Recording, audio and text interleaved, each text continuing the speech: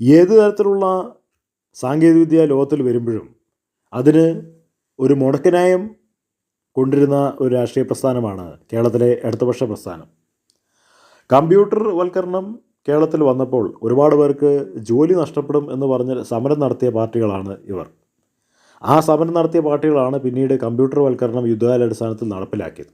ഇപ്പോൾ അവർ പറയുന്നത് Zuckerberg techno feudal, Musk രണ്ടാമത്തെ ജന്മി. AI വിഷയത്തിൽ MV ഗോവിന്ദന് പിറകെ ഷംസീറും അദ്ദേഹത്തിൻ്റെതായിട്ടുള്ള അഭിപ്രായം പറയുകയാണ്. അത് ഒരു അഭിപ്രായം മാത്രമാണ്. അതൊരിക്കലും കേരളത്തിൽ പ്രവൃത്തിപഥത്തിലെത്തിക്കാൻ കഴിയില്ല. കാരണം ലോകത്തിലെ ഏറ്റവും മുൻനിര സാങ്കേതികവിദ്യയാണ് നിർമ്മിത ബുദ്ധി.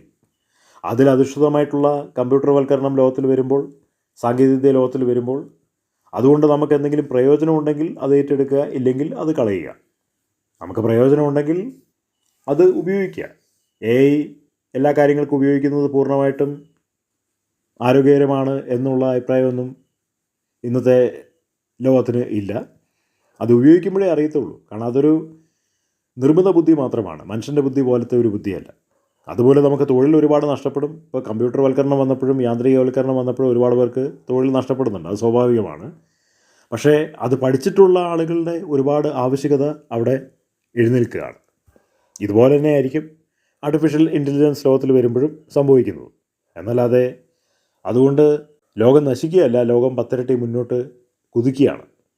കാരണം മനുഷ്യൻ ചെയ്യുന്നതായിട്ടുള്ള കഠിനമായിട്ടുള്ള ജോലികൾ വളരെ എളുപ്പത്തിൽ ചെയ്തെടുക്കാൻ ഉള്ള നിർമ്മിത ബുദ്ധിയിൽ അധിഷ്ഠിതമായിട്ടുള്ള ചില കാര്യങ്ങളാണ് ലോകത്തിൽ വരാനായിട്ട് പോകുന്നത്. അത് എപ്രകാരമായിരിക്കും എന്നുള്ളത് അത് വരുമ്പോൾ മാത്രമേ അറിയുള്ളൂ. ഇപ്പോൾ നമ്മുടെ വാട്സപ്പിൻ്റെ അകത്ത് ആർട്ടിഫിഷ്യൽ ഇൻ്റലിജൻസ് ബേസ്ഡ് ആയിട്ടുള്ള ഒരു ഇമേജ് ക്രിയേറ്റർ ഉണ്ട്.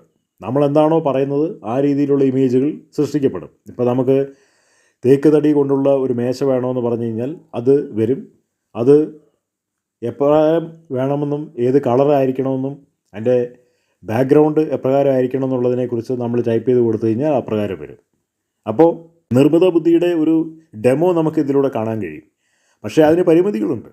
നമ്മൾ ശരിക്കും ഒരു ഫോട്ടോ വരയ്ക്കുന്നത് പോലെയോ ഒരു ഫോട്ടോ എടുക്കുന്നത് പോലെയോ അല്ല അതിരിക്കുന്നത്. അപ്പോൾ ആർട്ടിഫിഷ്യൽ ഇൻ്റലിജൻസ് ലോകത്തിൽ വരുമ്പോൾ അതിന് സാധ്യതകൾ ഒരുപാടുണ്ടെങ്കിലും അതിന് പരിമിതികളുണ്ട്. അതാണ് നമുക്ക് മനസ്സിലാക്കേണ്ടി ഇരിക്കുന്നത്.